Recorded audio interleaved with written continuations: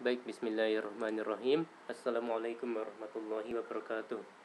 Kita lanjut lagi di pertemuan minggu ke-6 untuk mata kuliah Desain Organisasi. Sebagaimana rekan-rekan sekalian bisa melihatnya di RPS, topik dari minggu ke-6 untuk mata kuliah ini adalah masih sama dengan minggu sebelumnya, yaitu hubungan interorganisasional. Oke, untuk materinya dengan judul lingkungan organisasi saya ambil dari internet dengan sumbernya adalah sebagai berikut.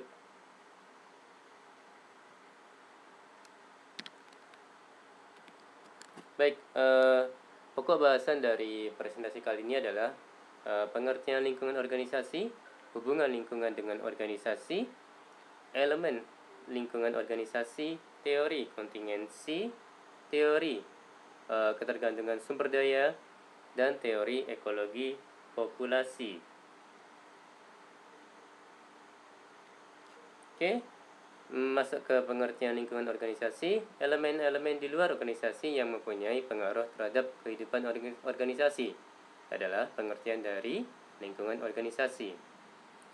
Lingkungan secara umum yang harus dianalisis kekuatannya oleh manajer karena berpengaruh dalam membuat keputusan dan perencanaan adalah kekuatan teknologi, ekonomi, demografi, sosial budaya, serta politik dan hukum. Oke, ini dua jenis klasifikasi lingkungan, ada internal, ada eksternal. Untuk yang internal, berpengaruh langsung dalam organisasi meliputi karyawan atau pegawai serta pimpinan manajer. Sedangkan untuk eksternal, ada yang berpengaruh langsung, contohnya adalah organisasi pesaing, pemasok, dan konsumen. Sedang ada yang berpengaruh tidak langsung, contohnya adalah kondisi politik, ekonomi, dan sosial. Oke, menurut perspektif modern, membedakan unsur-unsur lingkungan dengan dua cara, yaitu yang pertama adalah analisis jaringan antar organisasi atau interorganizational network, dan yang kedua adalah analisis lingkungan umum atau general environment. Oke, masuk ke yang pertama, analisis jaringan antar organisasi atau interorganizational network. Analisis jaringan biasanya bersifat fungsional, artinya dapat digunakan oleh manajer ataupun administrator untuk menetapkan hubungan antara organisasi dengan aktor-aktor dalam lingkungannya. Biasanya, aktor-aktor tersebut diartikan dalam bentuk organisasi. Melalui analisis ini, organisasi tersebut dapat melihat posisinya dan menentukan tingkat hubungan yang harus dijaga dengan organisasi-organisasi lain yang terkait. Oke, ya. Bentuk hubungan itu sendiri bermacam-macam ya rekan-rekan sekalian. Ada yang bersifat relatif permanen dan jangka panjang, misalnya hubungan dengan supplier atau partner-partner bisnis. Ada pula yang berubah-ubah, bersifat sementara atau jangka pendek seperti hubungan dengan pelanggan yang bisa berlangsung satu kali, beberapa kali, atau bahkan berulang-ulang secara kontinu. Ada hubungan yang bersifat kerjasama, ada yang bersifat persaingan atau perbedaan kepentingan, hubungan dengan pesaing dan serikat buruh.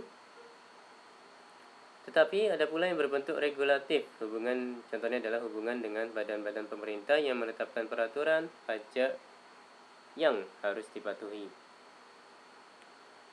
Oke, ini silakan dibaca sendiri oleh rekan-rekan sekalian. Masuk ke analisis lingkungan umum atau general environment. Analisis ini mencakup lebih luas faktor-faktor sosial budaya yang membentuk masyarakat atau negara. Pada analisis ini, kita memperhatikan aktor-aktor yang membentuk atau mengkondisikan pola hubungan dalam jaringan tersebut. Faktor-faktor tersebut antara lain adalah sosial, budaya, politik, ekonomi, hukum, dan teknologi. Ini berguna terutama untuk analisis strategi organisasi jangka panjang. Ini berguna terutama untuk analisis strategi organisasi jangka panjang. Oke, faktor-faktor lingkungan dan analisis jaringan antar organisasi ada 3, yaitu lingkungan jauh, lingkungan industri, dan lingkungan operasi. Untuk lingkungan jauh didefinisikan sebagai faktor-faktor makro yang relatif berada di luar jangkauan organisasi untuk mengubah situasi atau keadaan yang sedang terjadi. Faktor-faktor tersebut adalah faktor sosial, faktor budaya, faktor hukum, faktor politik, faktor ekonomi, faktor teknologi, dan faktor alam. Ya, detailnya silakan rekan-rekan sekalian membacanya sendiri ya. Oke, masuk ke lingkungan industri. Berangkat dari konsep struktur industri, yakni suatu analisis umum terhadap suatu bidang industri di mana organisasi atau bisnis beroperasi. Menurut Porter di tahun 1980, permasalahan penting dalam pengambilan keputusan organisasi bisnis adalah tentang persaingan.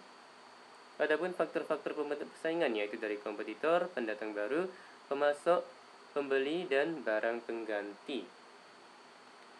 Oke, jika menggunakan gambar, kekuatan-kekuatan yang mempengaruhi persaingan industri atau Five Force of Competitive oleh M. Porter di tahun 1980, yaitu ada 5 ya rekan-rekan sekalian. Ada pendatang baru potensial, ada pemasok, ada produk pengganti, ada pembeli, serta ada para pesaing industri. Oke, ambil contoh yang paling atas yaitu pendatang baru potensial. Di sini adalah ancaman masuknya pendatang baru, threat of new entrants. Ya, namanya juga pendatang baru potensial ya. Jadi bisa jadi si pendatang baru ini menawarkan misalnya produk yang memiliki keunikan khas yang tidak ada di pasar yang sedang berlangsung atau sedang berjalan sekarang. Oke, ya. Kekuatan pertama yang biasanya menjadi fokus para pemasar adalah masalah intensitas rivalitas atau persaingan antar pemain dalam industri. Kedua, ancaman masuk dari pendatang baru, yakni sebagaimana tadi dijelaskan. Kekuatan ini biasanya dipengaruhi oleh besar kecilnya hambatan masuk ke dalam industri. Hambatan masuk ke dalam industri itu contohnya antara lain besarnya biaya investasi yang dibutuhkan, perizinan, akses terhadap bahan mentah, akses terhadap saluran distribusi, ekuitas merek, dan masih banyak lagi. Biasanya, semakin tinggi hambatan masuk, semakin rendah ancamannya masuk dari pendatang baru. Ya, masuk akal ya rekan-rekan sekalian. Soalnya semakin tinggi hambatan masuk, maka semakin sedikit pendatang baru yang bisa masuk ke pasar tersebut. Oke, ketiga adalah kekuatan tawar pemasok atau supplier. Yang keempat yaitu kekuatan tawar pembeli. Dan yang kelima adalah soal produk-produk substitusi. Seberapa banyak produk substitusi di pasar. Baik, ini terkait dengan lingkungan operasi adalah analisis jaringan antar organisasi. Ya, detailnya silakan dibaca sendiri sama rekan-rekan sekalian. Masuk ke teori hubungan organisasi lingkungan.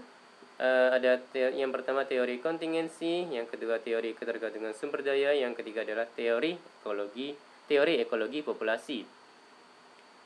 Oke, baik, teori kontingensi, Boone dan Stalker menyimpulkan bahwa efektivitas masing-masing tipe struktur organisasi adalah tergantung pada kontingen terhadap jenis lingkungan yang dihadapi. Teori ini menghasilkan struktur organisasi mekanik dan organik. Oke, ini silakan dibaca sendiri. Begitu juga dengan bagian ini. Teori ketergantungan sumber daya. Ide dasar teori ini adalah bahwa hubungan organisasi dan lingkungan adalah bersifat dependen. Dalam arti organisasi bergantung kepada lingkungan untuk mendapatkan sumber daya, modal, bahan mentah, tenaga kerja, teknologi dan peralatan, dan lain-lain. Dan teori ekologi populasi, teori ini terutama bermanfaat untuk menganalisis kelompok-kelompok industri tertentu, di mana organisasi yang datang dan pergi terjadi dengan relatif mudah.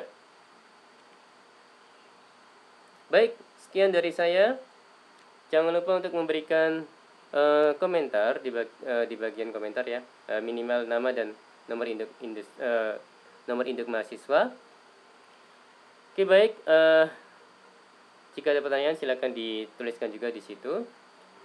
Oke, demikian dari saya. Terima kasih. Mohon maaf kalau ada kata-kata yang salah. Wassalamualaikum warahmatullahi wabarakatuh.